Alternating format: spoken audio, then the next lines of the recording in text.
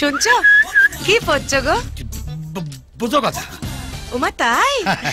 চলো না আমি পুজো করবো, তুমি আমার পাশে বসে আমার ব্রত কথা শোনাবে। ওই দেখো এইটা তো ইংরেজি পুজো কথা, ও তোমার ঠাকুর বুঝবে না। তুমি যাও পুজো করো, আমি এখানে বসে ট্রান্সলেট করে তোমার ঠাকুরের কানে পৌঁছে দিচ্ছি। ঠিক আছে। আর শোনো, পদ্মা রান্নাঘরে আছে, কিছু দরকার লাগলে ওকে বলি, কেমন?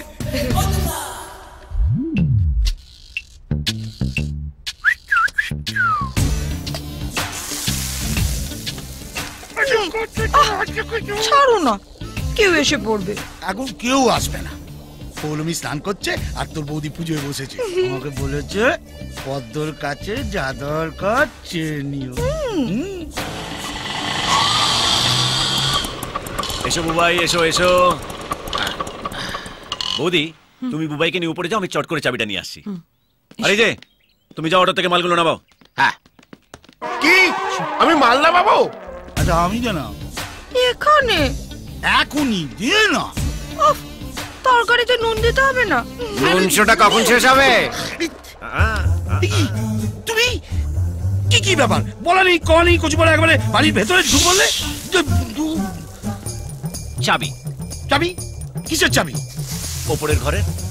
ওপরের ঘরে চাবি নিয়ে তুমি কি করবে? থাকবো না, ওপরের ঘর ভাড়া দেওয়া হয়ে গেছে। জানি, যিনি ভাড়া নিয়েছেন উনি আমার বৌদি।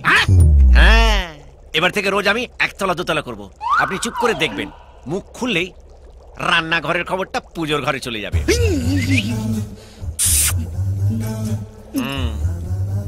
পৌলুমি কোথায়?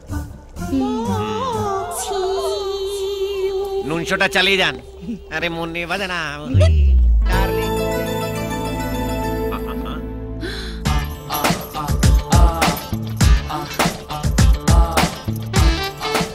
তোমার নামের মানে আমি বের করে ফেলেছি, সূর্যের রশ্মি, আর আমি সূর্য। তাই ভাবি এত টান কেন? তুমি এভাবে বাড়ির ভেতর ঢুকে এলে? তুমি আমাকে রং নাম্বার দিয়ে রং বাড়িতে ঢুকেছিলে, এখন আমি রাইট জায়গায় চলে এসেছি। দেখো, আমার ভুল হয়ে গেছে, আমি না আসলে বুঝতে পারিনি। I am really very sorry. I love you. হ্যাঁ, আই লাভ ইউ।